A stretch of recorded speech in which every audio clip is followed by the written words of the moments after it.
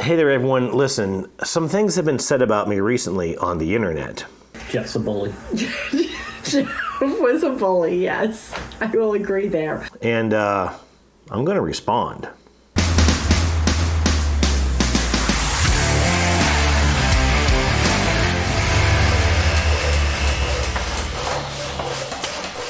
Hey there, everyone. I'm Jeff. This is Tabletop Toolbox, and today I want to take a casual approach to this video. I'm going to recap my experiences at the 2023 Dice Tower Retreat, which took place a few weeks ago in Miami, Florida. Now, if you don't know, the Dice Tower is based about 35 minutes away from Miami in Homestead, Florida. I've been to the studio there a couple of times, and this is my third year going down for the retreat. I actually don't know when this started. They've been doing this for several years. They, of course, took 2020 off. But this is what they call an intimate gathering or an intimate convention. There's really nothing convention-y about it. It's just a massive ballroom at a hotel in Miami. They have the full Dice Tower East library, which is about 28 shelves of games, a little over 2,000 games, and they open it up to 250 people. And we just have carte blanche access to the library for 6 days. In fact, this year it was 7 days. And you could argue that 7 days of gaming is perhaps a little too many days of gaming. It was for me, but obviously there are people who are gaming almost the entire time. It's a lot of fun. I've met some fantastic people, and Katy and Greg Barley of the Meeple Society, but this is a lot of fun. This year I got to play 38 different games. I'm gonna walk you through a bit of them, some of them quicker than others, but I wanna share with you my experiences, the games I got to check out, and just have a little fun with it. So, let's get to the games. All right, so I mentioned that the retreat started on Monday this year. I arrived in town on Sunday. For one thing, I like to head down to the studio when I get a chance to meet with the team there a little bit, to maybe pick up some review copies and just get to mingle a bit with the fantastic Dice Tower staff. So I got in on Sunday. I did go down Monday morning to help them load the trucks, but I managed to do some errands on Sunday. I did run into Katy and Greg, and we got one game in, and it's actually right here. This is Photograph. This is a Sashi and Sashi card game where players are trying to sort of build a roll of film. You've got multiple colors of different cards in the game, and you're trying to build a run of cards, either ascending or descending. You can't waffle back and forth in the progression of the cards, and you can only place a card down if it is within 3 numbers of the previous card that you have in play, and if you don't, then you have to put it face down. There's also this interesting mechanic where you have to play the cards in the order that you receive them, almost kind of like Bonanza. You're adding cards to the top of your hand. The cards that you play out to your tableau come off the bottom of your hand. You get 1 shot each turn to move 1 card up in that stack. It's called Winding the Film. And in fact, that's the original name of this game, was Wind the Film. This one was interesting. I'll admit that it was a bit late on Sunday when we got to this. It was very loud in the sort of bar area lobby of the hotel that we were hanging out at. So we struggled to get through this one. I have since played it again with my wife here in town, and we did really enjoy it. It's a quite thinky little game. You also really just don't quite know how it's going to pan out until it's all done. But yeah, a pretty fun experience. Rulebook needs some work. In fact, there's a couple things I still need to track down, hopefully out on BGG, get some answers to some rule questions, because it's not very well explained in here. Anyways, that's Photograph by Sashi and Sashi. So as I mentioned, on Monday, I went down to the studio to hang out there a bit with the Dice Tower staff. I did pick up a decent stack of games. They're actually just off camera here, and hopefully I'll be getting to those on the Dice Tower in the near future. I did get back to the hotel in time to get one game in, again with Katy and Greg, and this was Ohanami. This is by Stefan Bendorf, and in the US at least, is published by Pandasaurus. This is another card game where you're building runs of cards. In this case, you have 3 columns of cards, and you again have to play in ascending or descending order. You can't go back and forth. There are 4 suits of cards in 4 different colors, and there are 3 rounds, and after every round you'll score either 1 or 2 or all 4 of the colors of the cards in play, and they have different point values depending on their color, etc., etc. We were lent this to play by my friends Jennifer and Mike McDade. They raved about it, one of their favorite games. I thought it was okay. I don't know that any of us really loved it all that much. I really liked it. Yep. So Okay, well, that's her opinion. But anyways, it was okay. It was certainly a fine game. Nothing that I'm going to run out and add to my collection, but it was certainly a decent experience. On Monday, September 4th at 7 p.m., the Dice Tower Retreat did officially open its doors. And we got in line, got our badges, got to meet some folks, again, that maybe we hadn't seen just yet, and funneled in to start playing games. I quickly found myself at a table with Katy and Greg, and they had grabbed Cosmoctopus off the shelf. We were excited to get into our first official game of the retreat. First official game, first official night, Dice Tower Retreat, 2023, Tabletop Toolbox, Meeple Society. I'm going to win, so it doesn't really matter how the rest of this goes. Who says? Well, clearly I did. Are you not listening? He's already started cheating. Yeah, right? I mean, I dumped all the resources to myself, but it's fine. All right, we're going to see how this goes. All good. Cheers. Yeah, things didn't really happen that way. Okay, Greg kicked the crap out of us. So this game is by Henry Audubon. He is the designer behind Parks and the other sort of Parks adjacent games. I think Trails is one of them. And there is definitely some Parks pedigree in this game. Without going too deep into it, although it's not a heavy or a complicated game, but you have this 3x3 grid of cards that you're moving this little plastic octopus around. You get to move 2 orthogonal movements every turn, and whatever card you land on, you trigger its action, which may give you resources, or it may give you a chance to take cards from a very small market that's in the middle of the table. There's only 3 cards that were available for us. I don't know if it's 1 card per player. Katy taught us this game, which is probably why it didn't go well for any of us. But anyways, you are getting these cards in play. Some of the cards will give you discounts on future cards that you play. Some of them will give you resources back when you take certain actions, so a bit of an engine builder. And then there are also these constellation cards that you're eventually placing resources on. You cannot place resources on it that you already have. You have to collect new resources to place them on that card. I did not enjoy that system at all. And all of it so that you can get these little tentacle pieces, these little plastic tentacle pieces. You're putting them on this unique little tile that each player has in front of them. The first to get to 8 tentacles immediately wins the game. There's no end game scoring. There's no point set, nothing like that. It just ends when the first player gets 8. And before too long, Greg had 7 to Katy and I having something like 3 or 4 each. And listen, we knew that there was no way in heck Greg wasn't going to win this, but we had to just sit there and wait for him to get enough engine in place to pick up the last one. It was a tedious game. I did not enjoy this at all. I felt that the narrow market was way too difficult to work with. A good card would come out at the end of your turn, and it was never there by the time it would get back to your turn. There was no easy way to refresh that market, which seemed to be a problem of Henry's in some of his games. Even the Parks market of those, I think they're gear cards, there was no way to refresh that market throughout the game. Henry, you got to figure this out. You've got to give us more options. You've got to give us more abilities to cycle through cards that nobody wants, or at least aren't useful to us at that point in the game. Anyways, Greg took off with this one, and in fact, on one of my turns, he realized, oh, I forgot I was supposed to get this and get that, and that would have let me bought this. And I said, well, hey, that would have ended the game, right? Yeah, well, then have at it. Let's go ahead and wrap this up. That, that had its repercussions. Okay, so we're done playing Cosmoctopus. It sucked ass. No, it didn't. No, it didn't suck for the person who clobbered the shit out of all of us, which was Greg. Screw you, Greg. And I'm going to go play somewhere else now because Katy needs a Snickers. Cheers. This is a disaster. Who's the genius who puts a girl in Cosmoctopus? Miss Monroe, eat a Snickers. Why? You get a little cranky when you're hungry. better? Much better. This scene will never make the cut. Morons. So since Katy was a little grumpy at the end of that game, I decided to skedaddle my way off to the side. I ran into Chris Yee and managed to sit down to a copy of Sky Team. This is by Luc Raymond and published by Le Scorpion Masqué and also distributed by Hachette Games.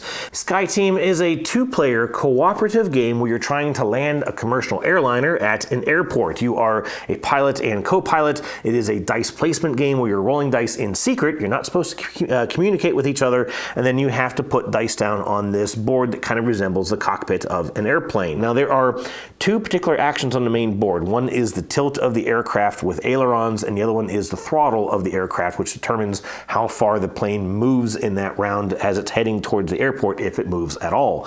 And you both have to contribute one die to each of those spaces in each round, or else you immediately lose the game. That's fine, but because of the fact that you want your dice to either be within certain values of each other or total to a particular value, it kind of means that those are the first actions you should just take each round. Okay, I'm going to put my 6 here, which means you can only play a 1 or we're going to shoot too far, but then that player may not have a 1, so then they know, okay, well, I got to go get some coffee. The coffee lets me change the value of another die, so on and so forth. And that's fine. If you wait and don't play those dice later, then you kind of may find yourself at the end of each round like, oh crap, you played a number and now I cannot compensate for it, and we crash. But it was still a fun experience. We worked through it. Chris was more knowledgeable at the game, so he was able to compensate for a couple of my mistakes, if you will, and we did safely land the airplane. Now, there was one little twist to it, though. All right, Jeff and Chris here. We just wrapped up Sky Team. Who's this by again? Sky By Team. Hatchet and Scorpion Masqué. Scorpion Masqué, I was Someone wanted to corrected. correct you. Yeah, they did. But we put it down. I think we should have a quick moment of silence for all the lives that we lost on the other planes. No, we didn't radio ahead and clear the path. Like, we just shot them out. Shot them right out of the sky. Yeah. Complete disregard for human life. But other than when we were down, we got lots of coffee. I think we should go get a drink. Let's go, dude. All right. So yeah, there was that. This was, however, a much more fun experience than I expected. I do think that playing with someone who was more experienced with the game, like Chris, was certainly helpful. I know that when Katy and Greg played this later, they crashed into a neighborhood. So, take that as you will. But I enjoyed this far more than I thought I would. Sky Team. All right, I'm still on Monday, so I better pick up the pace here just a little bit. The next game that I played was Tidal Blade's Banner Festival. This is the next game. It's not a sequel, but it was the next game in the Tidal Blades universe. This is a trick-taking game. Has a smaller board that you're playing on, and you're basically trying to race your jet skis around this circular track in the middle of the board, and you're trying to sort of cross the starting line multiple times, and if you do, you have a little separate hand of cards that you flip over, and each card you get to flip over is worth more points towards the end of the game. I think it may even give some extra abilities. I don't really quite remember, but other than that, it is a trick-taking game. Now there is this little flag that kind of moves around that track as well. That is the flag that you are sort of racing towards each round of the game, but the quadrant of the board that flag is in dictates the color order of the 4 suits in the game. So it tells you which card is the lowest, which color is the lowest value and which color is the highest value, and the ones in between. If you play the highest card, if you win the trick, you get to move your jet ski to that banner, which may not be as far as you really want to move. You may only get to move 2 spaces.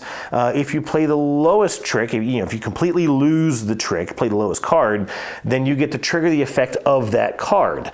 If you land in the middle of the trick somewhere, then you get to place a little token which represents one of your own banners in that particular quadrant or region of the board.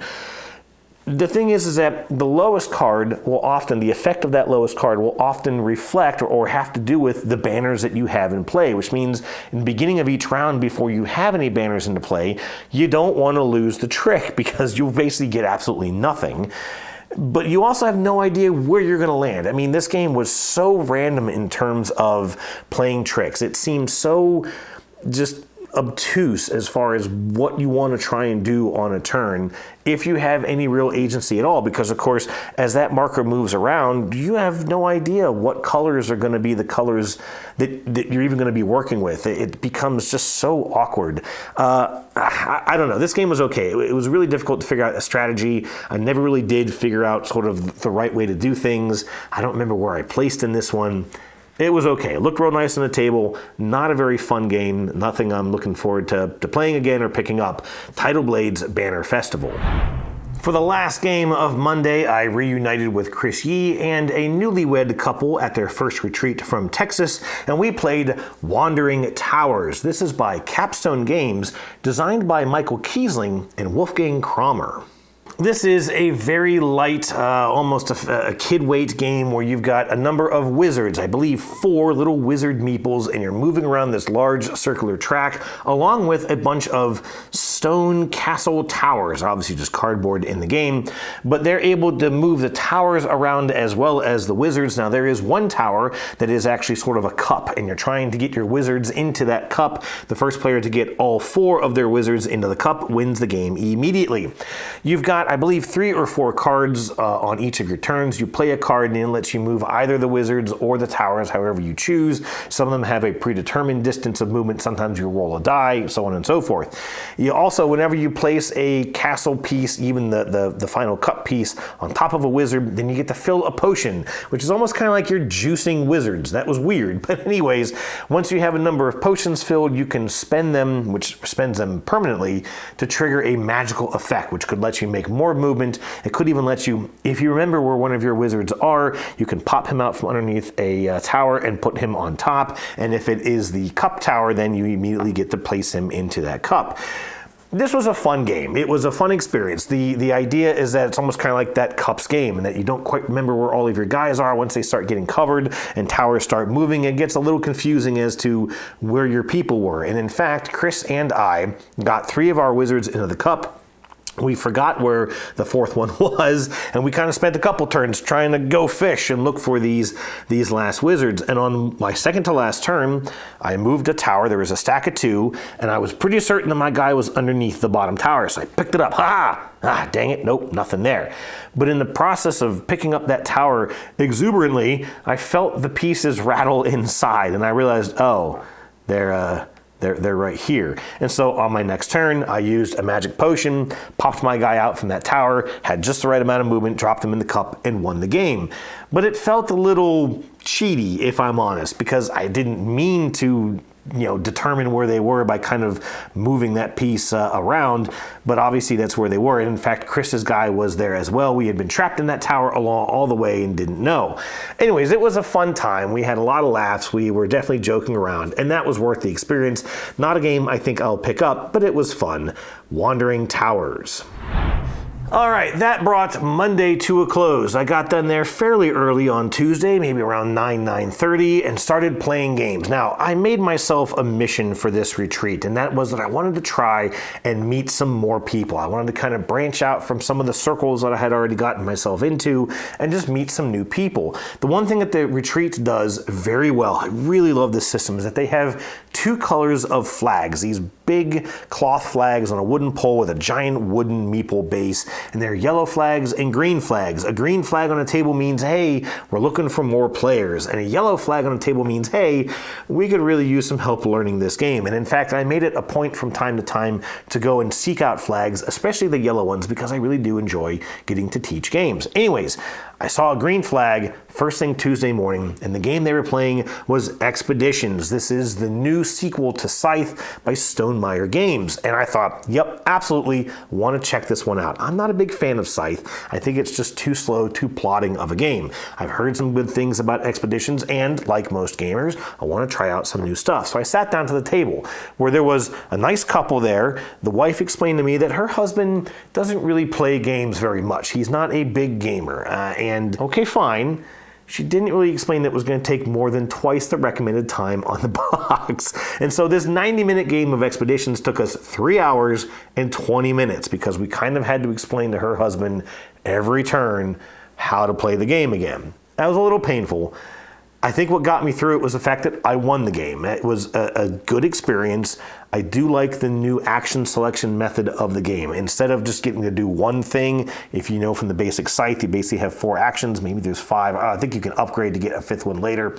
You can only do 1 action each turn. You can't do the same action twice unless you're a particular faction. Anyways, in Expeditions, you've got up to 3 possible actions. You can move around these tiles, you can trigger the effect of the tile, or you can play a card.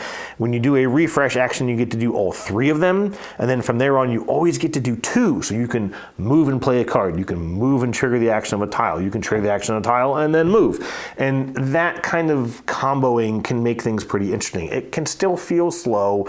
You still have to be focusing on 2 or 3 different goals at a time. There's still sort of the achievement system that Scythe had. But in general, I did enjoy the game. Like I said, winning certainly helped it. I've gotten to play this a little more. My friend Daniel here in town has a copy, which I'm actually currently borrowing, hoping to try out with my wife. It's a good game. I like it more than Scythe. Still not something I'm going to add to my collection, but a decent game, Expeditions. So, after a 3-hour and 20-minute game of Expeditions, it was already lunchtime, so I got a bite to eat, and then came downstairs to find a group of players who were just getting into a game of Woodcraft. They were still a bit into the rules, but they did decide to back up, start over again, and let me join, and I was very appreciative of that. This is a delightful looking game. This is by Ross Arnold and Vladimir Suchi, published by Delicious Games, and it has this adorable cover of this man or woman perhaps carving a wooden die on a table out in the woods. It's a beautiful looking cover. The idea of sort of dice placement or dice manipulation just seems lighthearted and jovial, and the board is very colorful. Everything is very colorful. This game is hard as hell.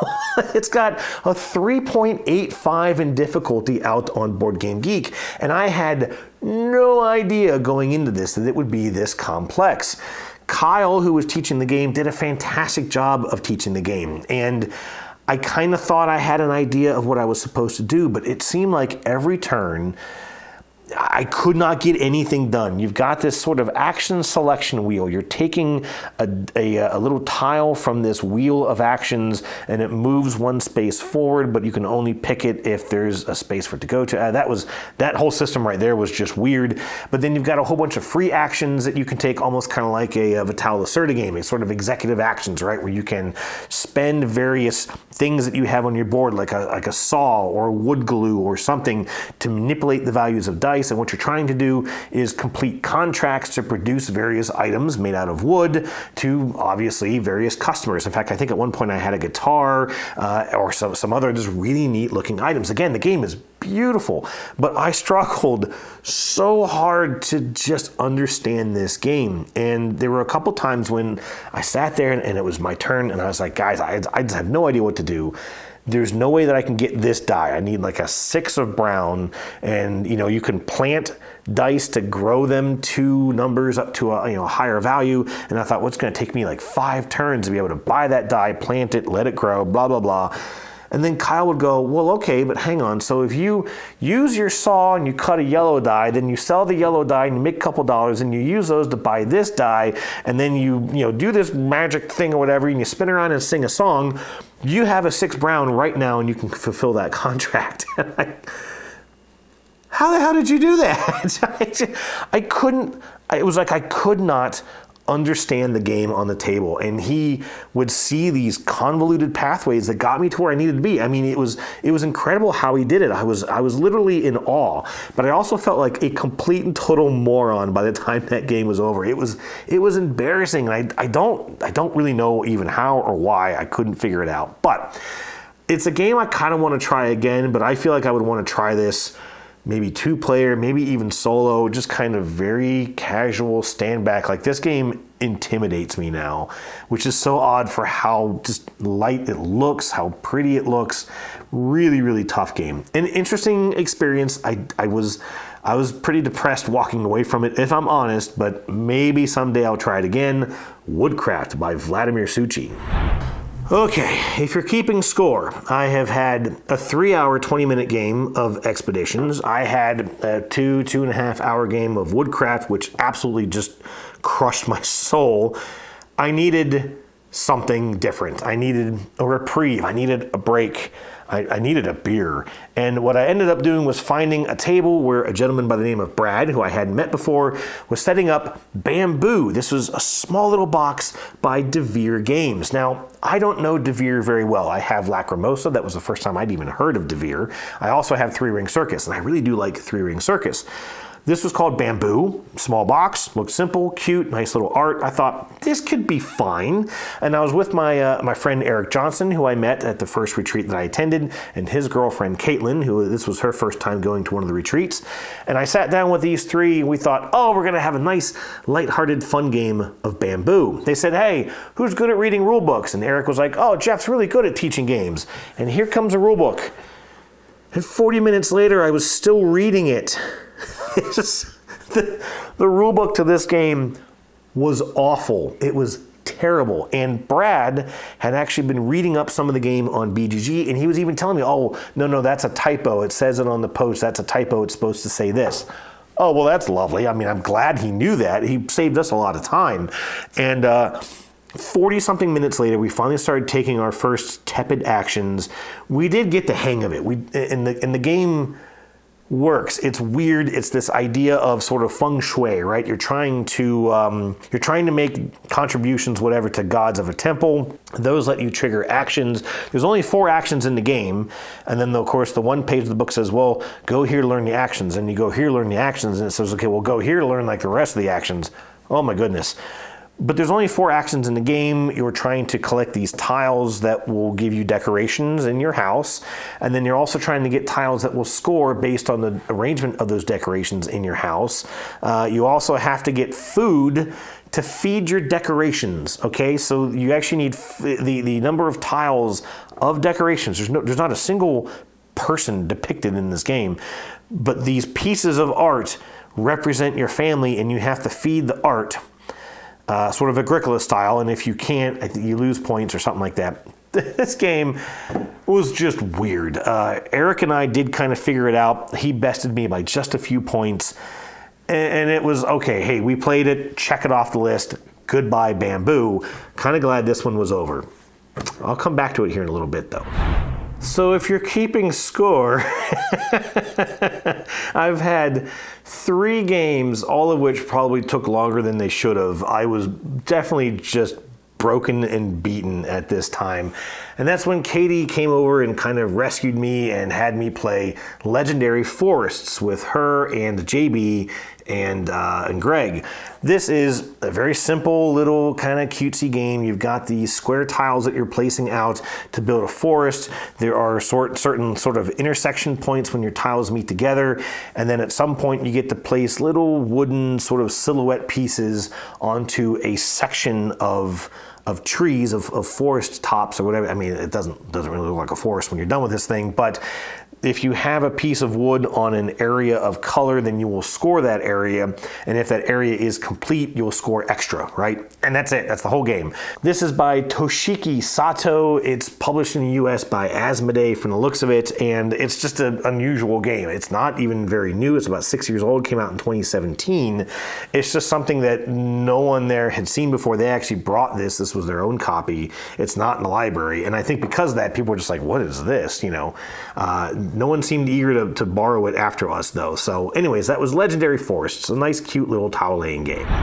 So after Forests, we took a break. We ordered some Chick-fil-A, which cost an arm and a leg, and we didn't get all of our food, such is life. And then we went to play Imperial Settlers Empires of the North. This was a game that Katy and Greg really wanted to try out. I have this game. I love this game. In fact, the quick story is that I played it last year at the 2022 Dice Tower Retreat. I played it with Z Garcia, and it is sort of in that line of some of his favorite games, all by Portal. His favorite is 51st State, but there's a lot of similar DNA between Imperial Settlers, Empires of the North, 51st State, and Imperial Miners, which I'll be getting to here in just a little bit. This is a tableau building game. It's a very sort of a heads down solo game, except for the fact that there is a board of islands that you can kind of go and conquer or raid to get extra resources, possibly even extra cards that you can then trigger in your tableau. I love the efficiency puzzle of this game. I also love playing as the Romans. That was a faction that I played against Z and them with. And when I finished that game in 2022, I remember I got up, shook hands. Great to see you guys. Thanks for the game. I went and sat with Katy and Greg at whatever they were playing and sat there and bought the game and all the expansions. I really, really enjoy this system. And I enjoyed this play of it as well. I played as the Romans again, and I clobbered Katy and Greg with this one. Just a fun game. A really, really neat engine builder, a really, really neat efficiency puzzle, a really, really neat race to 25 points with then potentially huge endgame scoring, which is where that Roman faction really takes off. So I love Imperial Settlers. I love getting to teach it, and I love getting a whoop up on some Meeple Society. And yet, after that, they wanted to play one more game with me, so I wandered the shelves a bit and ended up grabbing On the Rocks. This is by Michael and Christina Pitre and is by 25th Century Games. This is a... how would you describe this? You're using marbles to try and complete mixed drinks. You've got a number of orders. You're actually trying to fulfill, I believe it's 3 orders of multiple drinks. And you actually get to pick how many drinks is in each order, either 3 or 4. You kind of get to choose. Each drink that you finish will be worth some points and will give you a tip card, which you can either use later for some special effects. You can even give them to another player as a complaint and will make them sort of lose their marbles a little bit in their drinks. It was a fine game. Another gentleman joined us by the name of Clint, I believe. You're drafting marbles out of a bag. You've got 5 little silicone cups that you're then dropping the marbles in, almost like Mancala style, except for that when you're done, you pick any one of the 5 cups that you want and you take all the marbles out of it. You place them however you want. There are some storage spaces on your board to hold extra marbles that maybe you don't need at that point.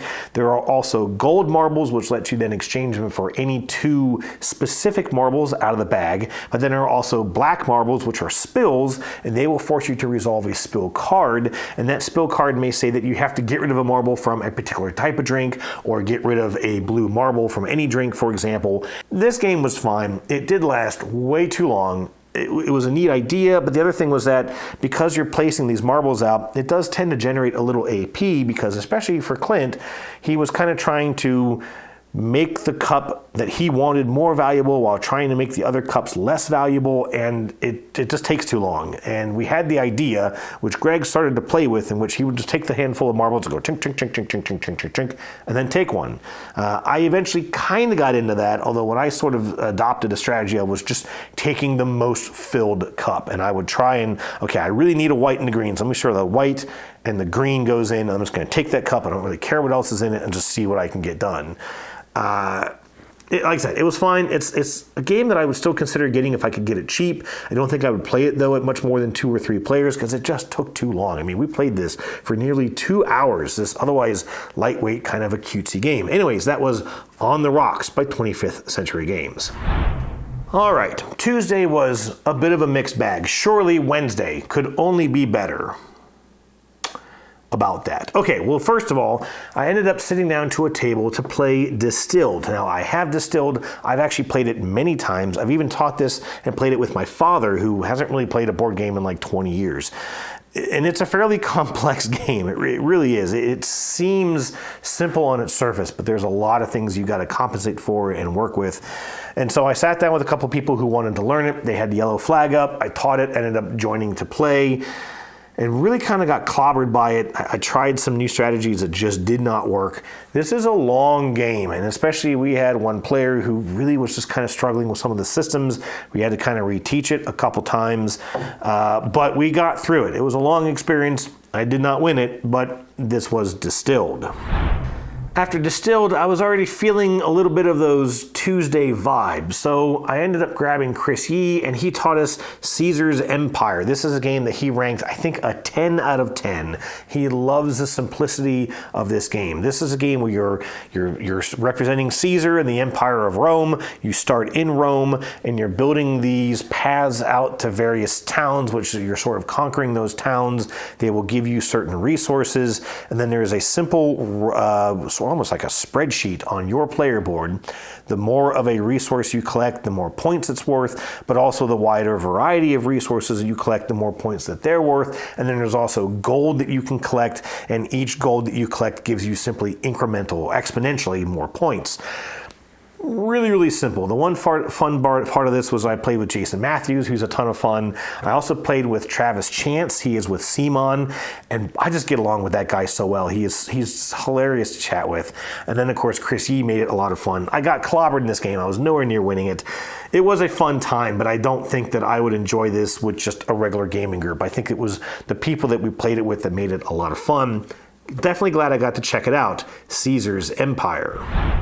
So again, at this point, it was time for lunch. Now, during lunch, I got a little bit of bad news on a project that I'm working on, completely independent of board games, and this really kind of just set me in a funk. I was in a really bad place for just a little bit on Wednesday. I even thought about jumping on a plane and just heading home. Talked to my wife. She kind of helped me power through that. I did finally march myself back into the ballroom. And I was just looking for an improvement, right? Something good, something to kind of get me back on track. I ended up joining up with Stephen Bonacore. Now, if you don't know, he is the former CEO of Stronghold Games. He was one of the driving forces behind the game Terraforming Mars, which I don't think is that good of a game, but whatever. I met him 2 years ago at the first retreat. Him and I clicked right away because we are both fans of craft beer and nice sports cars. And so we hit it off real well. He was in between games at the time. I managed to grab him and his girlfriend Paula and Clint from On the Rocks. And I convinced them to sit down and play Reality Shift. This is a 3D based racing game. You've got these plastic cubes with metal sheeting on the inside. You've got these tiny little plastic bikes with magnets on them, and they stick to these cubes on any side. You start with the cubes in a 3x3 grid, and then you're moving the bike. Your ultimate goal is to get from a green checkpoint at the beginning of the race to the red checkpoint at the end of the race. But the track will constantly change on you. You can even move these cubes, even smashing other players, knocking them off the course, and on their next turn they have to respawn.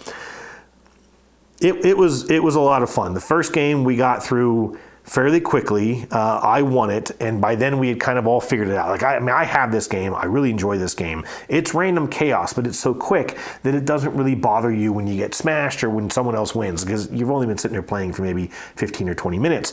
And so we finished that first race, and Bonacore goes, all right, set it up. Let's play it again. Let's do it again. So we set it up. Clint makes his first move, and he's immediately like almost at the finish line. Like, he had some good card play. He was almost there. And so all of us are suddenly kind of like going through our cards, like, okay, what are we going to do about this? And out of the blue, Bonacore goes, don't you worry about it. I'm going to take care of that little problem. And I don't know why. For the rest of that game, we were playing this sort of futuristic Tron racing 3D game, right? And we're all talking like 50s gangsters from Chicago. But I've never laughed so hard during that game.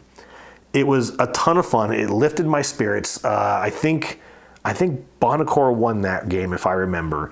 But we were having so much fun with it. And at one point, like, Paula, she made a move. She was about to win, and I was like, what do you want to do to have me fix your little problem? You know, I could take care of her. What's it worth to you? And it was so dumb, all right? It was so dumb, but it was so much fun. It lifted my spirits and just set everything up for a good afternoon. Reality Shift ×2 with Stephen Bonacore. So I will back up to a previous game, because after playing Reality Shift and feeling a little bit better about myself, I came across a table with a yellow flag, and they were playing Bamboo. I met all the players, I think, at that table for the first time, and I said, hey, guys, I can help you with this. And they were like, oh, thank God, because we've been reading this book for 40 minutes. And I said, yeah, that sounds about right. I taught them the game. I had a lot of fun doing it. I don't remember all their names, but I think it was John and Cindy were the one couple. And I kind of like targeted John a little bit with some humor during the teach. They had a good time of it. They later told me that they didn't really love the game that much either, but they were so thankful that they were able to get through it and play it because of the teach. And so that was a good experience again, just to kind of further lift my spirits. After that, though, I rejoined with Katy and Greg, also a gentleman by the name of Alex, who appears every so often on the Dice Tower channel. I've known him for a good bit. We've never gotten to play a game together. Through multiple retreats, he's wanted to play games with me. We've just never been able to get it to happen. So we were both kind of sitting there looking at the shelves. We made eye contact, and I said, let's play a game. I ended up grabbing Wild Tiled West, and at that moment, Katy and Greg had finished playing a game that they were working on. I knew that they owned this game, they could teach us to play, and the four of us sat down to it. This is a polyomino game. Now, polyomino games, I think, can go either way. They can be fantastic or they are terrible. I've never played just an okay polyomino game. Wild Tiled West is laying polyominoes out on a large, your own individual player board. You'll never cover the board. It's almost impossible, and that's not really the goal of the game. There are a bunch of different ways to score. You're trying to manage bandits that are coming into your town. You're trying to get gold from them that are mines. You're trying to complete towns, which are sort of an area of each board that's a bolder color, and so if you fill in all that area, you'll get some bonus points, but you get less points as the game goes on when you finish in a city. This game kind of clicked with me. It's difficult because you do have options, but there can be additional costs to some of those options payable in gold, and so you're always trying to manage that gold supply. But again, the game clicked with me. I managed to get some really good tiles out there. I clobbered Katy and Greg and bested Alex by just a few points. He actually read one of his scoring cards incorrectly, and so he hadn't set himself up to get all the points he thought he was going to get, or he actually would have won on a tiebreaker, which was pretty interesting. But I really enjoyed this. I don't know if I'm going to get it. Again, polyomino games are kind of hit and miss for a lot of people, and I don't know that my wife and I would play it enough. I don't know that my game group would want to play it really more than maybe once, so I don't really know if it's worth putting in the collection, but I did really have a good time with it. I definitely hope to get to play it again. Wild Tiled West. So after Wild Tiled West, it was getting a little late. We had a bit of a late dinner, and we decided to play just one more game. And we ended up grabbing the Quest for El Dorado off the shelf. This is an iconic game, right? It was a Spiel des Jahres winner, I think from 2017, if I recall. And none of us had actually played this game, which is surprising because Katy and Greg have a massive collection of games, bigger than what I've got, and yet this isn't one of them. I don't have it either. I've never gotten to play it. They've never gotten to play it. And so we decided to give it a go. Very, very easy to teach. This is a deck building game. You're trying to race to get to sort of this endpoint where the El Dorado is, and you're moving across the terrain by playing cards, which will let you cross various types of terrain. But of course, you start off with very weak cards. You end up getting some gold, which lets you buy more cards. There are also tiles that you will eventually have to cross using that gold. And it was really boring. I kind of tried to treat it like a deck builder. I was trying to get some cards, but it even tells you in the rule book you have to keep moving, because if you're just building a deck, everyone will leave you behind. And that's very, very much true.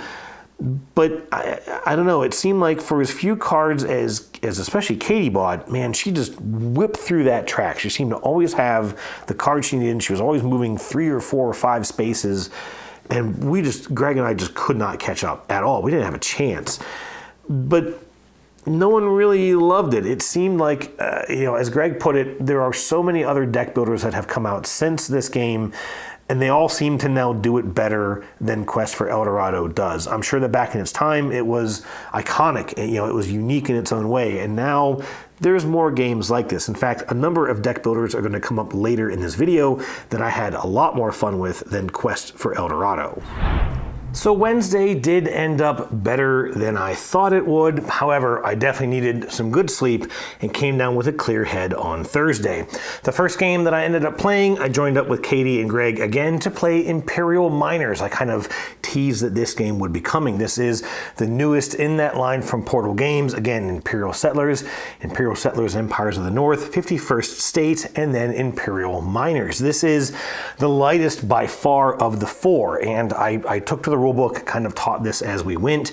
It only has 10 rounds. On each round, you're playing a card out to your mine. You have sort of a tile that represents the surface layer, and you're adding cards below it. Each card goes in its own specific layer, so you have layer 1, 2, 3, and 4.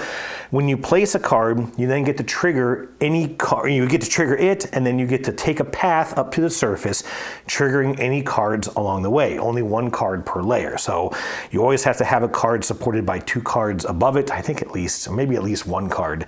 So if you play a level 3, you can then trigger a level 2, a level 1, and then your player board gives you 1 of 3 possible actions that you can trigger. We felt as we were reading this that this game's going to be over in a flash, and it still pretty much was. But the nice thing is that as you're getting down to those lower levels, you're doing a bunch of actions on 1 turn, and mostly what you're trying to do is grab gems. The gems are worth points at the end, and that's basically it. There are also these 3 tracks that you can work up separately. Each one has a step, a series of actions along the way, and then a powerful action at top. And then when you trigger that action, you then start at the bottom of another track. And I didn't pay too much attention to those. I was kind of trying to get to that powerful action at top. And along the way, skipped a bunch of really useful actions. One of them being claiming a level 4 card. The level 4 cards just give you gems. They're all the same. But then, of course, you get to trigger a 3, a 2, a 1, and the surface card. I think Greg got 2 of those out, and he clobbered us. I did not realize that was the only way to get them, and so I never got any level 4 cards, and I just couldn't keep up, and none of us really could. The game was okay. It wasn't amazing. It was definitely really on the light side. I would much prefer Empires of the North, even 51st State, I think, over this one. Just a more thinky experience. This was probably too light for me and most of the folks that I play with, but an okay game. Certainly if you're looking for a much lighter experience from those Imperial Settlers type games, this would be the way to go. Imperial Miners by Portal Games. All right, folks, now we're gonna have to deal with a little situation, because after Imperial Miners, I went to the shelf and I picked up Robot Quest Arena. This is by Wise Wizard Games, who are very well known for Star Realms. Now, Star Realms is a deck-building brawler game where typically 2 players will go head-to-head as sort of faceless factions, just duking it out to be the first one to kill each other. There are also, I think, some variants that let you play with more than 2 players. This is a similar concept. It's a deck-building game where you play as these little colorful robots on a large grid-based board, and you're trying to maneuver into place and duke it out on the battlefield. Now, if you listen to Greg's side of the story, he'll say, "My poor pink pug. He's such a bully." Well, I'm going to clear the air, folks, because you see, I tried to treat this like a deck building game. I wanted to get some better cards into my hand and get rid of those low value starting cards. So I tried to mosey my way on over to the scrap pile so I could get rid of some of my cards. And Greg said, "Oh no, And then he took his little pink pug, that's right, I made him have a pink pug, and he came over to me and he hit me with a hammer. And I was like, oh, heck no. No, that ain't happening, girlfriend. All right? So I set him on fire with a flamethrower. Like maybe twice. And then, he keeps coming back and hit me again. And then he was just picking on me because he's a jerk. All right? So then I maybe hit him with a bazooka and threw some mortar shells at him, and then he pogo sticked over my head, and then I smashed his face into a wall a bunch of times and killed him a bunch, and then I shot some missiles at Katy, and then she was laughing, and then she wasn't laughing anymore, and it just got a little crazy, okay? Things got out of hand. But it was fantastic. It was so much fun. This is how much fun it was.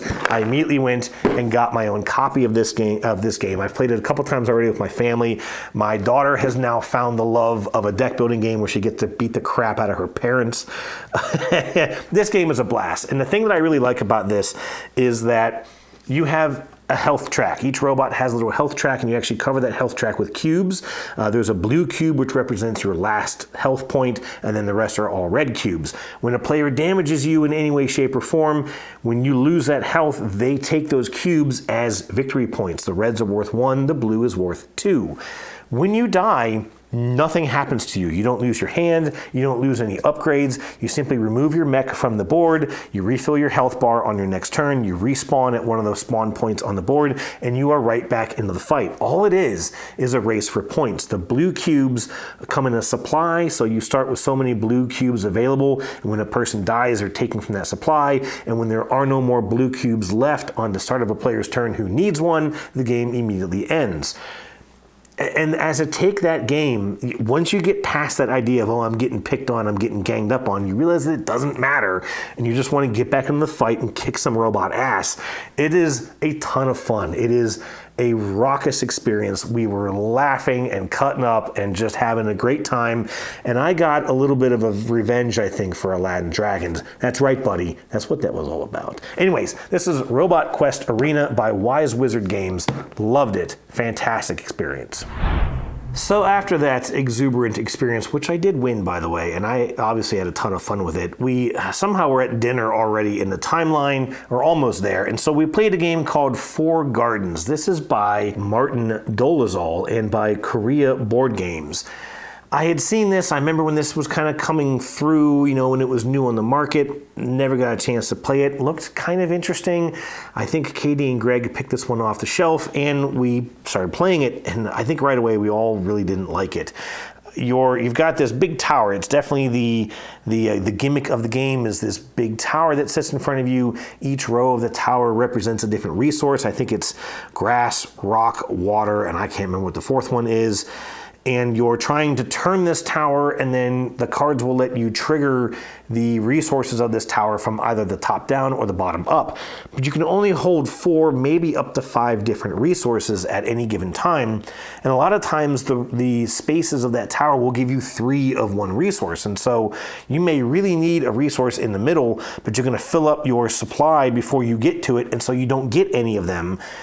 And it was not fun at all. I really didn't like it. It was also another game where you have a very narrow market of cards that you're trying to draft from in the center of the table. And I tell you, I was trying to get a particular brown card because you're trying to make these panoramic shots by putting the cards together. So each color of card has a certain number of cards to it. There's like one that's only 2 cards, and there's a couple of 3s, and there's like a 4 and a 5, something like that. And I really needed a brown. I needed like the right brown. And every time it came up, it was drafted before it got back to my turn. I just never got these things. And of course, they're multi-use cards, right? So someone took it because they needed the resources it gave them, not because they actually needed that card. And it was just so frustrating. I went so long before I could get something played. And when you finish a panorama is when you get a little bonus, like being able to hold that extra resource. Anyways, glad I finally got to try it. Did not enjoy it at all. I don't really know that any of us did. That is 4 Gardens. After 4 Gardens, I decided to again kind of break out and try and join in with some other groups, some other people that I knew already there at the retreat. And so I was kind of walking along the wall, and my friend Kira Strout stopped me and said, "Hey, have you ever played Pluckin Pairs?" And I said, "No." And she goes, "Well, how about compatibility?" "Nope, never heard of it." "Well, come on, join us. We're going to play this." "Okay, fine." Now, Kiara and her husband, Matthew Strout, are diehard gamers. They are very, very talented gamers, and Kiara is quite vicious at some board games. So I was a little nervous already at what I was getting myself into. However, they explained this game, and as she opened the box, I immediately just see this stack of cards and literally scraps of paper that you're supposed to write on, and I thought, this is going to be like 30 minutes of my life that I'm just never going to get back. This is a party game. We specifically played Pluckin Pairs. This is a party game where you put out a grid of cards, or a row of cards. I think it was 12. And you start a sand timer.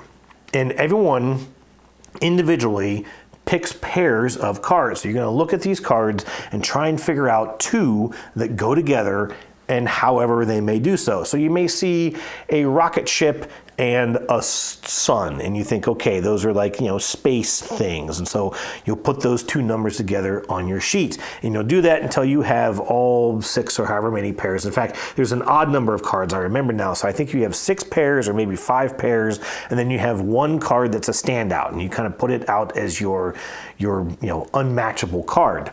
Then, starting randomly around the table, each player will start to announce their pairs. When they announce a pair, okay, it's 2 and 12. I put 2 and 12 together. Everyone kind of raises their hand. Yes, I got that pair.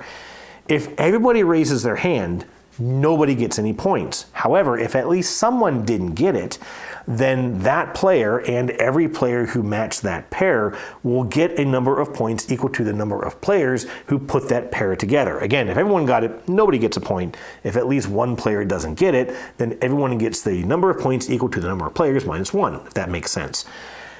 And almost immediately this became hilarious, because what was so funny is that I would see a key and a car, and I would think, oh yeah, key and car. I didn't even pay attention to the fact that there was a keyhole, and so someone put the key and the keyhole together, but maybe only one person made that comparison, right? And we see the key and the car, and we think, oh yeah, those definitely go together. And so there are a couple instances, and I remember one in particular where Kiara says, okay, I got 7 and 5, no one raised their hand, and she goes, okay, folks, I thought the tree and the star went together, fine. And she's just viciously erasing her paper. It was the funniest thing I had done in a while. I ended up having a blast with this. I am glad that I joined them into this. Not a game I think I'll add to my collection, but certainly a much better experience than I expected. Pluckin Pairs. After Pluckin Pairs, I again was wandering around the retreat and came across Tom Vassell and a few guys playing Life of the Amazonia. This is by Bad Comet and designer Jamie Bloom.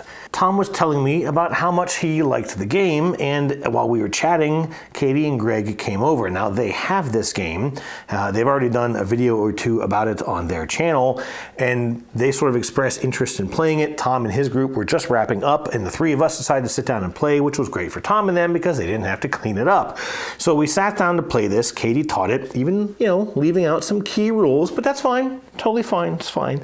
Anyways, it is what I call a deck builder bag building game. So you've got a bag, you're putting chips of resources in, you're drawing those chips out, but then when you use them, they go into a discard pile, and you continue to draw from the bag until it's empty, then discard and putting all your chips from the discard back into the bag. So this is a lot like Altiplano, which is a very, very similar system. It's also a lot like every deck building game, right? You play your cards, they go into a discard.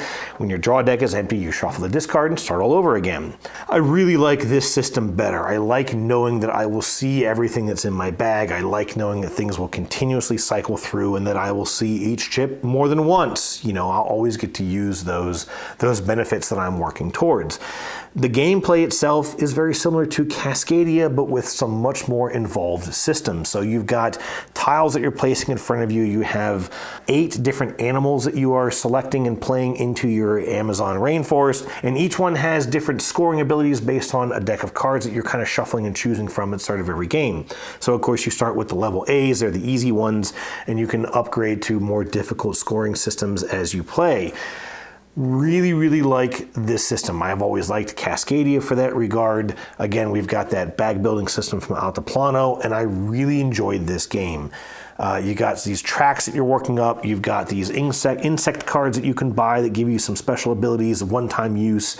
And then you also have these scenery cards that give you endgame scoring. There's a lot going on. There's a lot of different paths to victory. There were a couple animals that I just did not get at all, and yet I won this game. And I really had a great time with it. In fact, so much that I went and almost immediately ordered my own copy. I've gotten to play this at least once, I think, here at home, and again, just had a blast with it. It is so thinky. It is really fun when you can start to build some big combos. You actually have a system where you can store eventually up to 3 of your tokens at the end of a round. So you may have a small round. Okay, I'm only going to use 2 of my tokens, maybe something I stored from a previous round, and I'm going to save the rest of these so I can do a much more powerful turn coming up. And then you use 6, 7, 8 tokens on a single turn, and you do all of this stuff. Multiple animals and climbing up tracks and new tiles on the board and grabbing some insect cards and get some bonuses and some endgame, and all of a sudden you're like, I just made like 30 points in a single turn, and it feels really awesome when you can pull those things off. Loved it. Great experience. Beautiful game on the table. Life of the Amazonia by Bad Comet. That was the end of Thursday. I again got as best of a sleep as I could and came down Friday morning to get started into more games. And the first one that I joined at, again, green flag on the table, met up with 3 all-new players for me that weekend. I joined the game of Queen by Midnight. This is by Darrington Press and is this really interesting looking, however, fairly simplistic deck building game. You are princesses, but a much more, modern, let's say, adult twist on the princess genre. And you are deck building, you are brawling each other. So again, this is another deck building brawler game. And you have a common market that you're buying cards from. You also have your own private market of cards tailor-made to your character that you can also purchase from. There is a dice tower cardboard unit on the table, which has a clock at the top with wooden gears. It's actually 2-sided, so you can turn a gear on the side and the clock hands will move on both sides of this display. And you have basically 12 rounds from 1 o'clock to midnight. In fact, I think based on how many players you have, you start a little later in the day. And then certain hours of the day, you may make a change. You may bring out some more aggressive market cards. You even unlock an armory of cards of your own. You also increase your hand size as you go. There's just a bunch of stuff that happens throughout the game. And again, I don't love these brawler games. I love deck builders, but I don't love brawler games. But man, this one, I got a really good engine in place, and towards the end of the game, I started really whooping up on some players. when the armory unlocks, I think at the 9 o'clock hour with only 3 rounds left in the game, you unlock this armory and you can start to buy cards from it, and they are really powerful. And the one that I was able to purchase was the Ultimate, and every player has the Ultimate card. I then shuffled my deck and it came right into my hand. And the Ultimate lets you usually attack multiple players with the same amount of damage. There is no way to mitigate this damage. There are defensive cards. There are cards that you can kind of stick down beneath your player board, and if you can afford to play them on someone else's turn, you can block incoming damage or negate an attack. And it can be frustrating, right? When you, I hit you for 12 damage, and they just go, nope, no you don't. That can be annoying, but the Ultimate cannot be blocked. It specifically says in the rulebook, there's no way to stop it. So we'd already knocked out one player. I used the Ultimate to just crush the last 2. And it was a really rewarding experience. It really was. I do have to wonder if I liked the game because I won. I think that if I was a player in front of me who was eliminated a little more than halfway through the game, it probably wasn't that much fun for him. I'm trying to actually get a review copy of this from Darrington Press. They've said they're going to send me one. I haven't seen it yet, but we'll see if that happens, because I do want to dig into this more. I thought it was really interesting. I did really enjoy that multiple markets to work from. Again, the art and components are top rate. And like I said, this is really neat. I want to dig more into it. Queen by Midnight.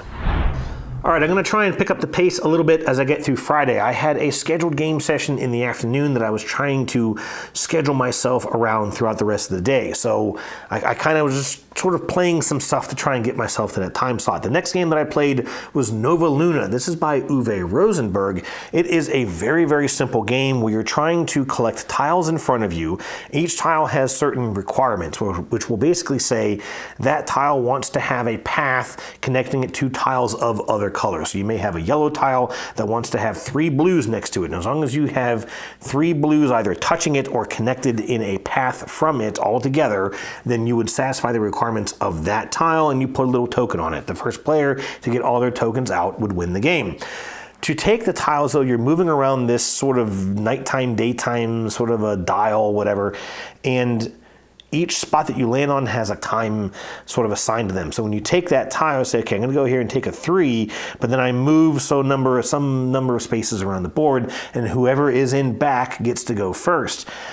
I really didn't like this system at all because those tiles go away very quickly. So let's say towards the end of the last sort of round, you had to go 6 spaces. There was only a few tiles available, and there was like a 5 and a 6. You took the 6, you go 6 spaces, you take that tile, the next person gets to refresh the entire board, but everyone is several spaces behind you. So 3 or 4 or 5 actions all get taken before your next turn, and then when he gets back to you, there's only 2 or 3 tiles left.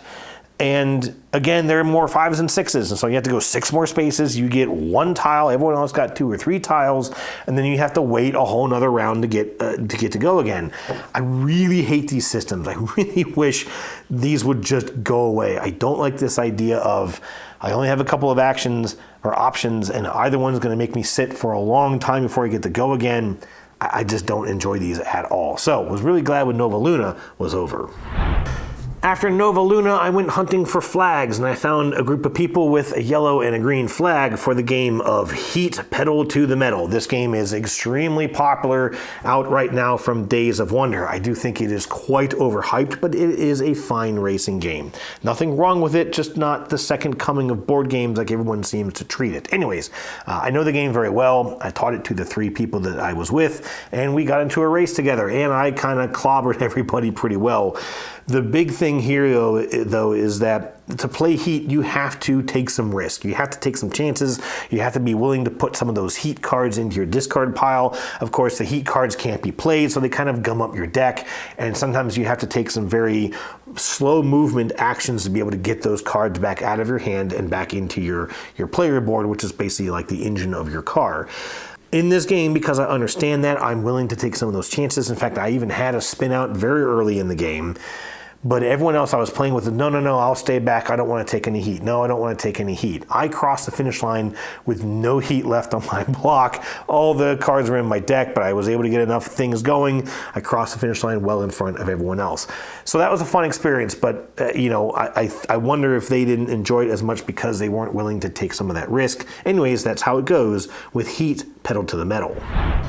Okay, after Heat, I jumped up and immediately joined another table with one of my favorite people at the retreat, Liz Chapman, who was waiting for me to join a game of Revive. This is a big, sprawling, complicated game. It has a whole host of designers listed. It is by Aporta Games, and I picked up a copy of this at Gen Con. There was a table that had it on display. Every time I walked by, it was like sirens just calling at me to get a copy. It looks fantastic from a distance. Up close, I wasn't quite as enamored with it, and I didn't really love the experience. It is very obtuse, convoluted game. It's billed as this combo-tastic game. You've got your own player board that you kind of unlock spaces on, which you can then install these machines that kind of give you these one-time trigger actions, one time per round. So you can put an electrical bolt on them to power the machine, get their ability, and then later on when you do a refresh action, you move all those electrical bolts back into the middle of your player board, refreshing all the machines to be used again. You're trying to expand on this main board. You're trying to explore. The idea is that this is, post-apocalyptic, or maybe it's even aliens who have discovered a ravished Earth and are sort of discovering the how humanity ended, if you will. But again, none of that exploring really feels like you're exploring. You're just trying to flip over tiles. You're trying to get to these cities, which then give you other abilities on your player board. You don't feel like you're aliens discovering Earth, right? And I don't know. I didn't really love the play of this. I did okay with it. Part of me really wants to play it again, but I haven't opened my copy yet. And I'm thinking maybe I can go ahead and offload it and get some of that money back, because I just don't know how well it's going to land with my game group or how many times it's going to get played. So I don't know. That is Revive by Aporta Games. The jury is still out on this one. All right, now we get to, the feature event of the day. This was the game that I had been sort of managing my schedule towards the whole day, and I hadn't done a great job because, frankly, by this point, it was 1 or 2 o'clock in the afternoon, maybe even later than that.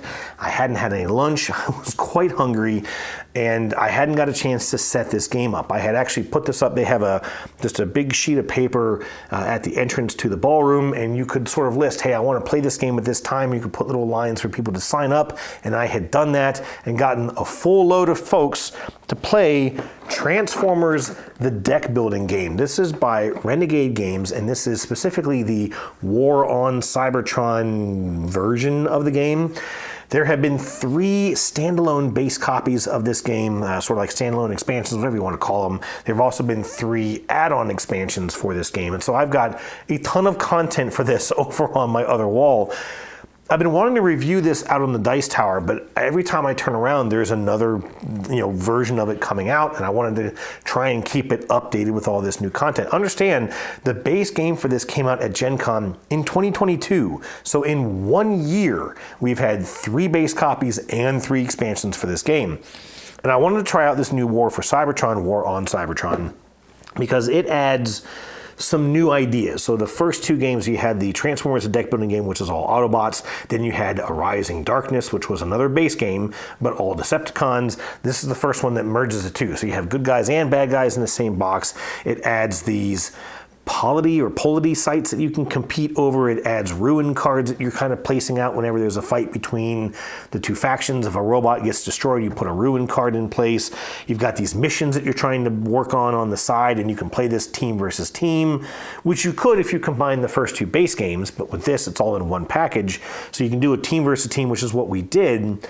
And so each team has their own batch of missions that they're trying to work towards, but they're not exclusive to a faction. There's just a stack of missions. You kind of divvy them up into 2 piles, and those are what you're working through. We played this game for 2.5 hours. Now, we did have one player who was kind of a little wishy-washy on the rules. We had to kind of keep coaching them for a little bit. He did eventually get the hang of it, but he didn't really generate any points, right? He was buying a bunch of cards. He took out a couple of bad guys, I think, but generally didn't really get much accomplished in the game. I, however, was playing, and again, I was trying to mix together a couple different parts, a couple different add-ons. So I put in the Combiners, which was the newest expansion. This came out at Gen Con this year, and I bought it while I was there. And this lets you build the big mega combiner, almost like Voltron robots that they introduced a little later, towards the end of the original Transformers series. And these are supposed to be big, powerful robots. They've got these massive standees that you're moving around the the matrix of the game. And I couldn't do anything in this game. I could not get any cards purchased. I felt like I couldn't move around. I couldn't fight. I just couldn't build a good deck. I never seemed to have enough power to be able to do what I wanted to do. You're forking up a lot of energon, which is an extra resource in the game, to try and keep yourself in that combiner mode. And I just felt very, very underpowered. The other two players who were acting as the Decepticons, man, they just really got it together, and they really schooled us in this game. And none of us really seemed to have a good time with it. I know I didn't have a good time with it. The one guy was obviously eager to just get it done with. And the other guy, he was he seemed to be enjoying it. But again, he just really wasn't getting all that much done. So this was a big disappointment for me. I love Transformers. It's one of my favorite IPs from back in my childhood. And I do generally like the game. I don't think it works for 4 players. It is obviously way too long. I don't think we could have shaved off all that much time of it, to be honest with you, because there's a lot of decisions. There's a lot of things you gotta look at your cards and see what you can come up with. It is also a deck builder. I don't know if I didn't mention that. If it doesn't say so at the top of the box, whatever. But yeah, it's just, this was a big disappointment. Transformers, the deck building game, possibly not more than meets the eye. All right, after Transformers, I did one very important thing. I ate. I got some food in me. They also brought out the key lime pie, which is a special event that takes place at every retreat. Tom brings in a bunch of pies from this. I don't know if she's actually a famous baker in the area, but definitely someone that he is a huge fan of. Anyways, after this, Tom had an organized event of Ready, Set, Bet. This is a just crazy chaotic, at least in the way that Tom plays it, a horse racing game. You roll 2 dice, and then that determines which horse, or maybe horses, move, and I think it's always one horse, moves in the game. You've got this board of different bets that you can place. And I don't know how much of this game that we played is original, because Tom has gone all out custom with this thing. They have a giant mat that he sets on the table. He has a custom wooden display with horses on it that have like little magnets on the track so you can very quickly move them along the track. I think this whole game is pretty much custom made by Tom and whatever channels he's used to get this stuff made. It's a crazy experience. It's very chaotic. You're throwing down chips on these bid spaces, but you can only have 1 chip per space. So once there's a chip there, you cannot add to that bet. Also, once a certain number of horses cross the middle line of the track, you can't do any more betting. You're just waiting for him to chuck dice and see who's going to win. And at the end, you collect your winnings. But of course, very much unlike, let's say, Las Vegas, if your bet doesn't work for you, sometimes you just get to take your chip back. There are some that where you have to actually pay some money if your bid didn't come out for you, usually those higher multipliers. But a lot of times you just take your chip back and that's it.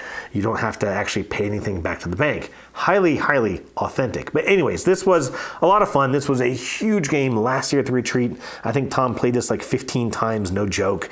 We never got a chance to jump into it. We had, I don't know, maybe 10 of us playing this thing. Greg actually won this. I was sitting with Katy and Greg for this. I think I came in like 3rd or something like that. It wasn't terrible, but glad I got to try it. Not really my kind of game. I would never be able to get enough people together to play something like this, but certainly glad I got to try Ready, Set, Bet. After Ready, Set, Bet, it was about 10 o'clock. I think we got another small bite to eat for some dinner, and then I made the stupid idea of playing, again, Distilled. This is by Dave Beck and Paverson Games. I, of course, already played and taught this once throughout the week. This time I was playing with Katy and Greg and another gentleman by the name of Justin Krog, and we went to a back room. By then I was tired. I had played some pretty big games, had some pretty big sort of experiences, and I just wanted to relax. So we went to a back room behind the ballroom, and it was quiet. We thought it was going to be fine, and almost through the end of the teach, Jason from the Dice Tower brought in a whole group of people to play Blood on the Clock Tower, and it was no longer quiet and peaceful in the back of this space. Big mistake. I had a lot of regrets. But as I mentioned, this was now the 2nd time that I had taught and the 2nd time that I played Distilled. And by the end of this game, I think I've pretty much decided that I am done with Distilled. I have a copy of this game. I've actually played it a lot of times, as I think I already mentioned. It's a really interesting idea. Dave definitely tried to put a ton of theme into this game. You're mixing all these ingredients into your washback, trying to make your distilled spirits. You shuffle up your cards that you've chosen, and then you draw off the top and the bottom, which is thematic of the process of distilling beverages. but it becomes this weird push your luck. If you pull off an ingredient that you really needed, then you don't make the drink that you thought you were going to make, and you end up making some crap drink. There's also this sort of weird idea in that you only get a little bit of money with each drink that you make. You get points. There's points and money from each drink that you make. You never have enough money to get anything done in this game. There's a general market you can buy cheap ingredients from, but you can only ever get 2 of them.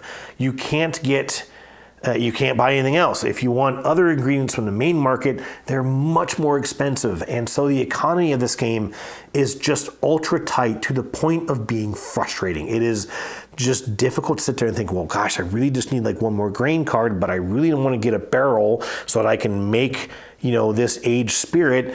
There's no barrels in the main market. I can't even get one if I wanted one. So I got to buy it from the cheap market, but then that takes up one of my 2 purchases. I need water, I need yeast. It becomes annoying. It literally becomes annoying to try and figure out your path, to try and just get 2 grain into your stupid washback, and then you draw one of them off and you just botch your entire recipe. I'm tired of struggling through this game. I want to enjoy it. It looks fantastic. Content or component quality is off the charts, but it is frustrating to play, and I just don't enjoy it anymore. That is Distilled by Paverson Games. Friday was a long day, and it wasn't really a bad day, although I had some sort of mixed experiences, but I was really glad to get that many games played, but I was sort of hoping for Saturday to have a little bit more of a casual experience, and that sort of worked. The first thing I did on Saturday was I linked up with Camilla Cleghorn of the Dice Tower. We were going to check out Omicron Protocol. Now, this is a game by Dead Alive Games. Recently here on my channel, and also coming up hopefully soon on the Dice Tower, is my review of Lunar Rush, also by Dead Alive Games. I met with them at Gen Con and sort of previewed that game and got a copy of it for reviewing. Omicron Protocol was, I believe, their previous game, and this is billed as a miniatures game for board gamers, right? You've got a couple of boards with these hexagonal spaces. You've got all these miniatures, and it's supposed to be, I don't know, it's sort of a good guys versus bad guys. Each player has a team that they represent, but then there's also a third, somewhat neutral party that can attack either. And the whole idea is that your actions make noise, and that noise will attract the attention of, I think it was called the Seekers, but you may also be trying to create noise to draw them towards your opponents. You've got this sort of a weird action selection method where you're using action points to trigger your abilities of each of your characters and then rolling a dice to see how well that goes. We didn't really get a play of this. In fact, all Camilla did was kind of walk us through a tutorial, which I could have perfectly done on my own. She also got interrupted a ton of times by other people who were just sort of, trying to catch her attention on other stuff. So I don't really even count this as a play. This was just sort of an experience. I got to chat with her a little bit, which was certainly nice, but that was Omicron Protocol by Dead Alive Games. However, after Omicron Protocol, for whatever that was, I ended up at another table where Camilla ended up joining us to teach Raising Robots. This is a game that was on Kickstarter. I've backed it. My copy is eventually going to be on its way, but it is not even on boats yet. They got an early production copy to review, of course, and Camilla had it and, sort of taught it to this group. This is, by all accounts, a wingspan killer. A lot of people are calling this a wingspan killer. You've got 3 rows of, I believe, 5 or 6 spaces you're putting these robots out on, just like the wingspan board. However, there are different actions that you take, and you have to take them in order. I can't remember what they're called, but the first one will let you do some upgrades. The next one may give you some new cards, I think, and then you start to trigger these 3 rows, and they will give you additional resources. And I really enjoyed this. It is really thinky. It is a lot more difficult than, say, Wingspan. But there's so much more that you're doing. You don't feel quite as bound to the luck of the cards. You also get to spend those cards as a wild resource sometimes to be able to trigger additional things. This was really neat, and I now haven't gotten to play this. I'm really looking forward to my copy showing up. Raising Robots. All right, we're still getting through Saturday. I can tell that my tongue's starting to get a little twisted. I'm gonna see if I can power through the rest of this video. The next game that I played was Wormholes. This is by AEG. I have this game. I did again have a scheduled game coming up a little later in the afternoon, so I was managing my time. I got to sit down with some good friends and play Wormholes. I love this game. This is a very simple pickup and delivery game where you're zipping around this universe, again, a hex-based grid system, and you're picking up passengers and trying to deliver them at their various planets that they want to go to. However, you have these slowest moving ships in the world that only get to move 3 spaces on one of your turns, but eventually you're plopping out these little wormhole tokens, and you can go from one wormhole to the matching wormhole of your same color instantaneously at the cost of no energy whatsoever. And so before long, you have this grid of wormholes all over the board, and you can just start zipping all over the place. You can even use another player's wormholes, but they get a point if you do so. Oh, I love this game. The only thing that I always say about it is that I wish it lasted longer. I just wish that there was, I don't know, 1 or 2 extra rounds, because what was really neat with this play is that whenever you're the first player to put a wormhole at a planet, you take a tile, and that tile is worth a point. Later on, they're worth 3 points. But once every planet has at least one wormhole next to it, you actually trigger the end of the game already, and you take 3 more rounds around the table, and then the game is over. On one of my turns, maybe only the third round of the whole game, if even the third, I got 3 wormholes next to 3 planets in the same turn, and all of them were 3-point tokens, and I triggered the end of the game. I had not delivered a single passenger yet in the game. I had just been going around and building my network. Then we had 3 rounds. So in 3 rounds, I'm zipping all over the place trying to drop off people. Now there's also the scoring system where that for the first 5 planets that you drop off people, nothing really happens. But for every planet above 5 that you get to, which you represent just by having a passenger that you've dropped off, you get 3 points per planet above 5. There's, I think, 10 planets in the game, and I got to 8 or 9 of the 10 in those 3 rounds, having done nothing else prior to that. And I actually won this game. We were all befuddled. There was another player who was doing really well, but he hadn't created that initial wormhole on any planets, at least not very many, and so he only got a couple points from that, but I got all that extra scoring for delivering or for creating that first wormhole. Anyways, like I said, I love this game. I wish it was longer. That's my only complaint about it. I would never turn down a chance to play this. Wormholes by AEG. After Wormholes and after some lunch, I had a scheduled appointment to play Ostia. This is by Ukaboya, I believe is how you pronounce it. It's a Japanese publisher. They also produced a game called Aqua Garden, which I played at the retreat last year. And within a month of the retreat, they launched a Kickstarter for a new printing and an expansion of Aqua Garden. I went all in on that. That game's already showed up. We've played it a couple times here at the house. I love that game. I then heard about Ostia. This is a very, very different game, and I'm not going to go deep into this one, I promise, but it uses a Mancala system. You've got a port board in front of each player with a bunch of boats on it, and you pick up a batch of boats in one of those pie slices. There's 6 slices around that board. The boats that you pick up will trigger resources that relate to that slice of the pie. So if I pick it up from here, I may get permits, which let me later on move boats on the main board. If I pick it up from here, I will get wood, which I'll later use to build more boats. If I pick it up from here, I get steel, which I can use to build buildings. Those buildings go on my port to upgrade the actions of those pie slices. I then, with that collection of boats that I've picked up, I drop 1 in each spot until I drop the last one, and whichever spot I drop it in, I trigger that action. So I may pick up from here to get permits, drop 6 boats or 7 boats, and the 7th one goes here, which lets me build ships with wood that hopefully I already have from a previous turn.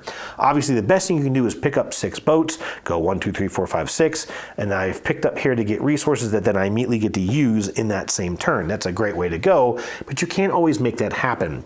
On the main board, you've got these multiple routes that you're moving your boats along, a different set of boats, and you may be triggering various locations. There's a lot happening in this game, and I was really concerned. I played this with Trey Lennox, great guy who taught the game. He brought this. It wasn't actually in the Dice Tower library. I also played with Mike DeLisio of the Dice Tower, who has spoken very highly of it. That's how I knew the game existed. And I was really worried that these two were just going to beat the tar out of me because it seemed like a complicated system to make this Mancala thing work for you. The smartest thing I did at the beginning of the game was that I put a building. You always start off with a building on your port, and I chose a building that let me improve a conversion value. You can use money to buy extra resources on any of those action slots around your port, but it's usually a 3-to-1 conversion. I put a building in place that dropped it down to a 2-to-1 conversion, and you draft these starting tiles, and I drafted one that gave me a ton of money at the start of the game. So I started off with like, I don't know, 15 or 18 money. And then just spent the first several rounds of the game spending all that money to make my actions more powerful, putting me into a good place on the board, and sort of making up for that lack of experience. While, you know, Trey and Mike were making good actions, I was also able to make good, if not better, actions by just paying for them. Then the system started to click for me, and I started to really kind of understand what I wanted to do. And I triggered the end game, and on my last turn, put up something like 60 points. And at the end of this, if I remember the numbers, Mike had 161 points, Trey had 181 points, and I had 251 points. This game just really clicked for me. I loved the experience. It's a great looking game, especially if you have all the deluxe components, which Trey had. I did catch word from Ukuboya that they're going to be doing, I'm sorry if I'm not pronouncing that right, but I did catch word from them that they are planning another Kickstarter on this at some point. I am telling you right now, I'll be all in on this. Ostia, great game. Okay, after Ostia, I think we got some dinner, and then I sat down to play Thunder Road Vendetta. This is by Restoration Games. This is a remake of a much older game, which is what Restoration is known for. I have played this before. I'm not going to mention that experience, although it was fun. I played it at Gen Con. There was kind of a Dice Tower getaway that they did during Gen Con. I got to play this with Mark Streed from the Dice Tower channel, who I really enjoy chatting with. He's been a huge help to me getting the equipment and such to make these videos even better. I played this at the retreat because I wanted to play with Joey Evans, another fairly new Dice Tower personality, and he loved this game. And I decided I would get something to the table that he would want to play, and it worked. I eventually got him to play with us. We also played with Colin, Katy, and Greg of Meeple Society.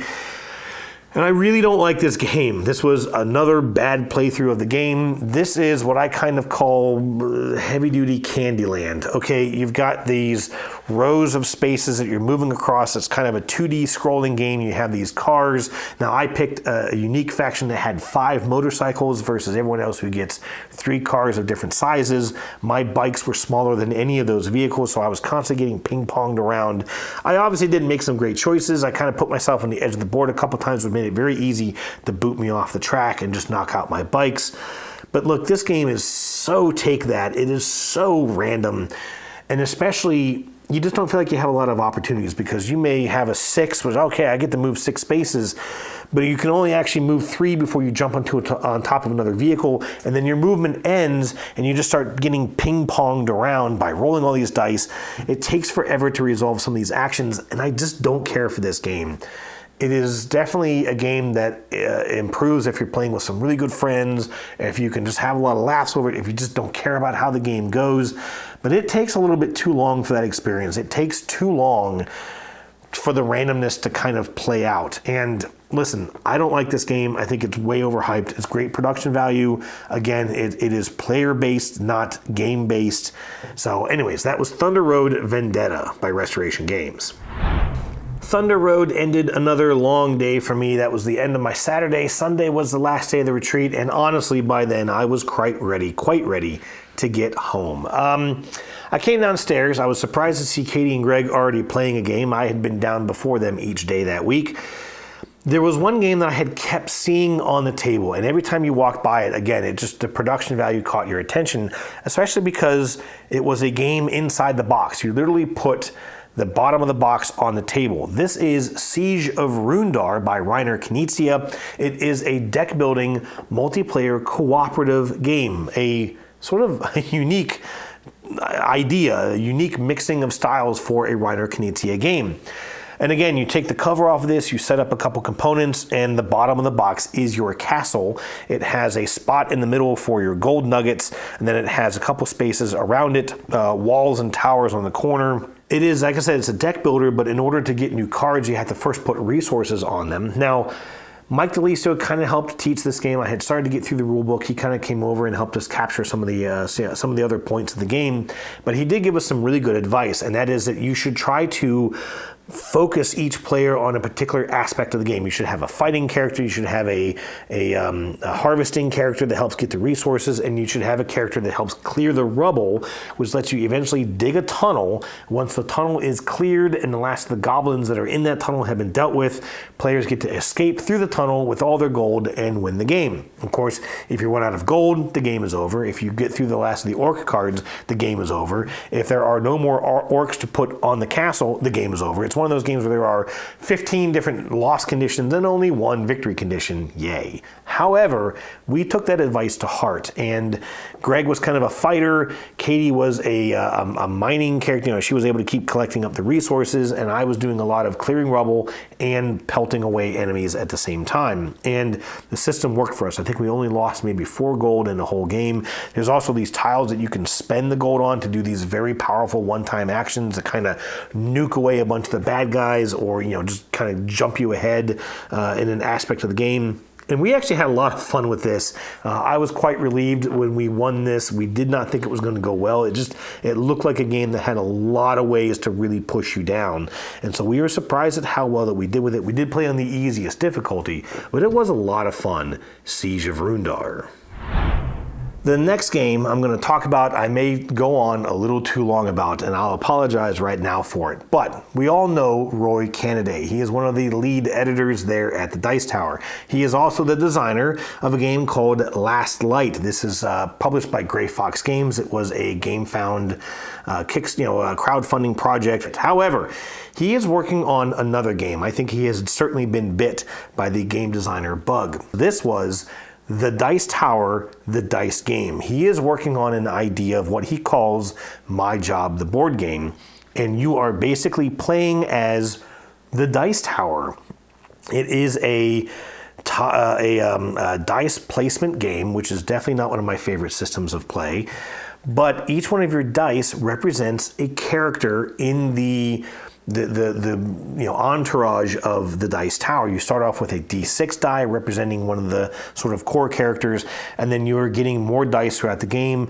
When you get a new die, you'll get 2 cards of that die type, and you pick which one you want, discarding the other. You're using those dice to trigger various actions, but the cards that you collect can also be tapped, kind of like not a one-off, but you're using those to give you some special abilities, maybe setting a die to a certain value, or being able to use a die for a more valuable action than what it actually is worth. I'm in this game. I'll go ahead and jump to that now. I am a D10 die. And in this game, what I do is I let you get a gear card that is more valuable than what that current die value might be worth, because I am the tabletop technician on the Dice Tower. And I tell you what, I adored this game. I adored every moment of it because, first of all, I knew almost every card that was in this game. I knew every character that was coming up. And I just loved the way that Roy tried to capture the essence of each one of those people by the ability that their card gave you. And I was just so impressed at how he put this together. You're trying to put on shows, you're trying to get studios built, you're trying to, with each show that you want to put on, you're eventually trying to put the dice on that show, and they have to be specific values in most cases. So you have to put a 6, whether it's a D6 die or a different die. As long as it's value 6, you have to put a 6, 10, 12, 15, whatever. And once you put as many people on that as you want, you'll then score likes from that event, and you may get extra points if that event took place in one of the studios that you have built. And I won this game. I had so much fun with it. Again, it's a combo, sort of an engine builder with a lot of these special one-off abilities that you can trigger. A really great experience, and I know that it is very early in its design, but I am confident that wherever this game lands, it's going to just be a ton of fun. The Dice Tower, the Dice Game by Roy Canaday. The last game that I played on Sunday, the last game that I played at the retreat was Vale of Eternity. I had never heard of it, had no idea it existed. However, Mike DeLisio was setting up at a table and he just kind of hollered at me. He said, "Are you done with that game?" I said, "Yep." He said, "Sit down." And so I did. And I got to play with him and Z Garcia, another gentleman whose name I don't recall off the top of my head. This is a wonky game. You're drawing a number of cards based on the number of players. They kind of go around this weird pentagonal board in the middle of the table, and then you go snake draft around in turn order. So you each put down a token on a card, and then you go backwards, putting another token on a card.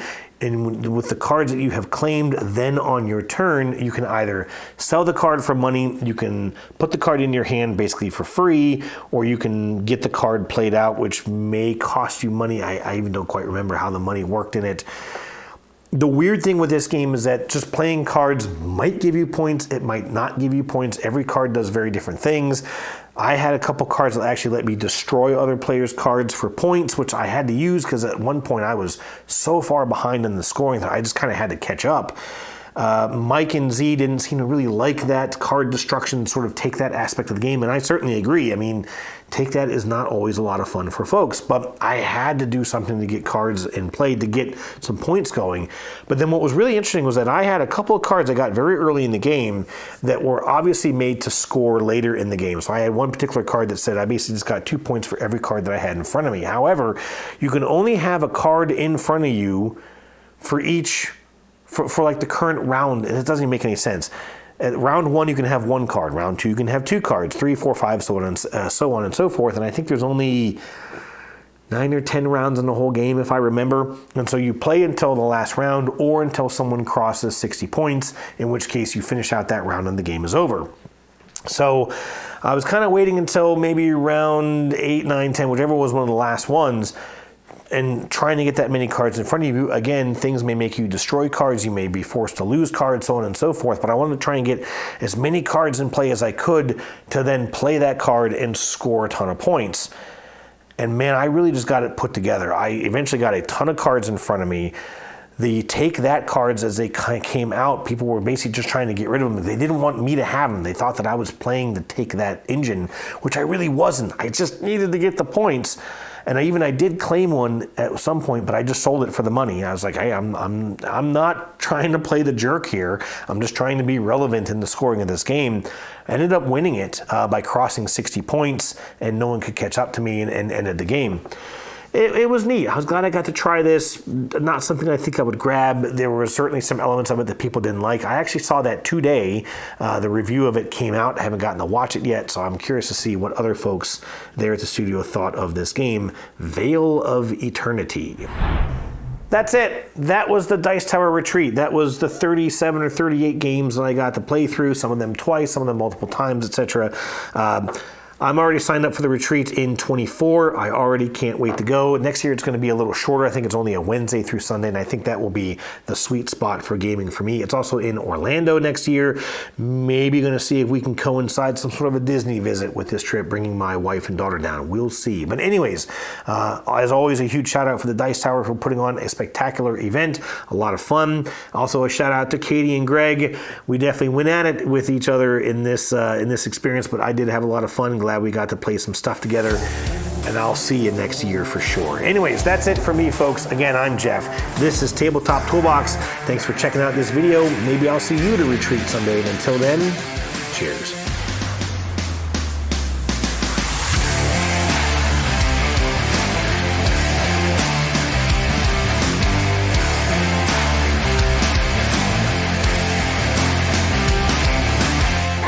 We came down and helped reload all the shelves. The podcast ran a little bit over, so because Jeff rambles. Yeah. What?